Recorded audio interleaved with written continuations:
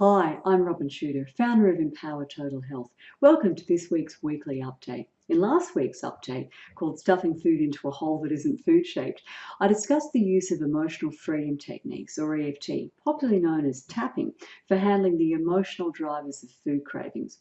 There's another really powerful tool for reshaping your relationship with food, a form of intermittent fasting known as time-restricted eating, or the restricted feeding window plan. I'll be delving into the fascinating science behind this and other forms of fasting, including extended water-only fasting, alternate day fasting, and the 5-2 plan, in the June 20 deep dive webinar, which is one of the membership benefits of my Empower Ed Nutrition and Health Education program.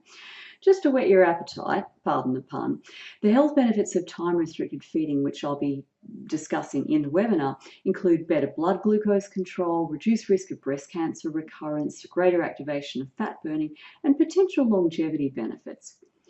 There's another potential benefit of time-restricted eating, though, that researchers find a lot harder to quantify than observable, measurable phenomena such as blood glucose level and body fat percentage. But this benefit is commonly reported by many people who practice intermittent fasting, and I've noticed it too over the 4 months or so that I've been intermittently fasting, and that is an altered relationship with food, specifically a reduced feeling of dependency on food. I first got interested in intermittent fasting after reading an article by Jennifer Morano, who's co-founder of the True North Health Center in Northern California, where they conduct water-only fasts for chronic health conditions such as migraines and autoimmune diseases. I've been a proponent of this kind of extended water-only fasting for over 20 years.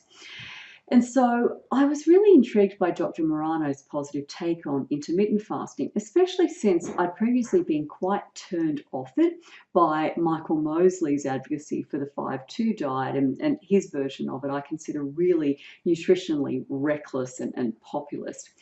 Of course, unlike Michael Mosley, Dr. Morano promotes intermittent fasting as a complement to a well-structured whole food plant-based diet, not a replacement for it. Unsurprisingly, the research on Mosley-style intermittent fasting, which encourages really high consumption of animal protein, shows a pretty negligible benefit.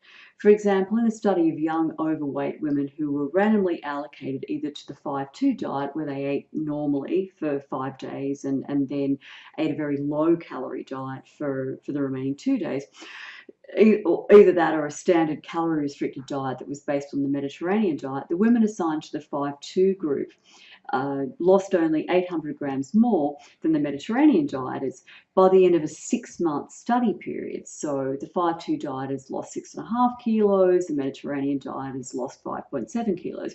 Not exactly an impressive weight loss over 6 months in either group, I might add.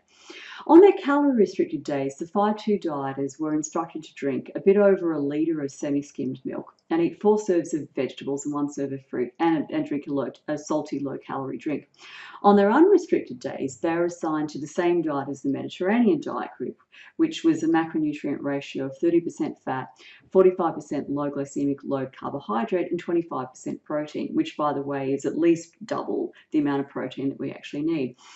This is a really nutritionally bankrupt diet. So it's no wonder that many of the 5-2 dieters experienced a lack of energy, headaches, feeling cold, constipation, and hunger, whereas none of the Mediterranean diet group complained of these symptoms. Also, the 5-2 dieters were more than twice as likely as the Mediterranean diet group to suffer a lack of concentration, bad temper, and preoccupation with food. In contrast, my own experience is that when intermittent fasting is practiced in the context of a high nutrient, whole food plant-based diet, then energy level and mood and concentration actually improve. Hunger is virtually absent, especially after the first few days of getting used to it, and preoccupation with food actually diminishes rather than increasing. I've been working on my own relationship with food for many, many years. I've battled bulimia in my late teens and early 20s. Now, I'd already dramatically reduced my use of food for psychological comfort long before I began my time-restricted eating plan. But I noticed that at times I was still turning to food when I was procrastinating. And I was definitely still doing some recreational eating. That is, eating just because food looked tasty rather than because I was genuinely hungry, or searching around for food treats. 4 months into eating within an 8-hour window, so for me that works out best, 12 noon to 8 p.m. is my eating time. I feel like I've reached a whole new level in terms of my relationship with food. I'm far more mindful with my eating, and I'm able to discern when I'm actually hungry, as in my body is signaling a biological need for food. I still enjoy food when it's mealtime, because you kind of do when you've gone 16 hours without the stuff. But I'm perfectly comfortable going without food or delaying eating even further than 12 noon if my schedule demands it, as it frequently does. It often turns out that I'm not getting to eat my first meal of the day before 1 or 2 o'clock. At times, I've actually gone as long as 20 hours without eating and remained fully functional physically and mentally. This has happened when I've had a full day seminar to run and literally no time to eat. The other thing I've noticed is the food porn that shows up on my Facebook feed really just doesn't trigger my appetite at all. It's just pictures. And I can walk past cafes that are wafting out delicious aromas without having the remotest temptation to actually go in there and buy something, which means saving a fair bit of money. I don't feel any need to make treats anymore either, because the simple, wholesome food that I'm making for my family's meals is completely satisfying, so treats become quite redundant. The other thing is that I'm lifting heavier weights in my morning weight training sessions, and I'm running further and faster with my dog when I take him for a walk in the afternoon. And I'm recovering faster, so there's virtually no muscle soreness even after a pretty intense workout. It feels very empowering to be in such a strong position with respect to food. I feel like I'm now absolutely, unequivocally the boss of food rather than having it be the boss of me. And what's interesting is I didn't really expect any of these benefits at the outset. I'm a nerdy person, and I was just really drawn into intermittent fasting by the research that I was reading on the long-term health benefits, particularly of time-restricted eating, and most especially its impact on insulin resistance. Now, I am from a family of type 2 diabetics. Both sides of my family, mum's side and dad's side, are riddled with type 2 diabetics. And type 2 diabetes is, of course, driven by insulin resistance. So that's what sucked me in. I was also curious to see if the intermittent fasting would help with some hormonally related gut issues that I'd been having as a result being in perimenopause. A lot of women find that their gut starts doing weird things when they go through perimenopause. Time-restricted eating has actually worked wonders for the bloating that I was getting as a consequence of that.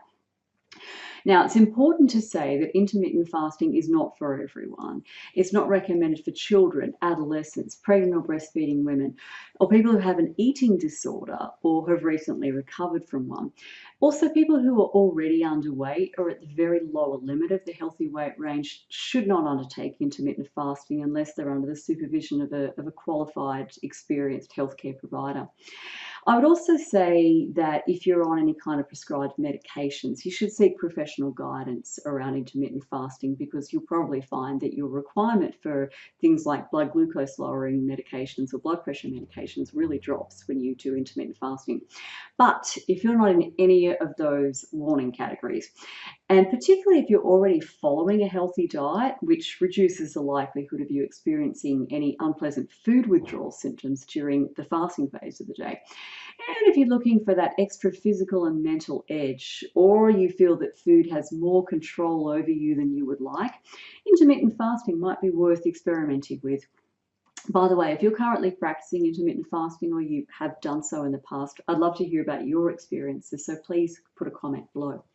And if you are curious to learn more about the fascinating, burgeoning science behind intermittent fasting and water-only fasting and the practical applications of fasting, please join me for the deep dive webinar, Fasting for Health Gains, which will be at 8 p.m. Sydney time on Tuesday, June the 20th.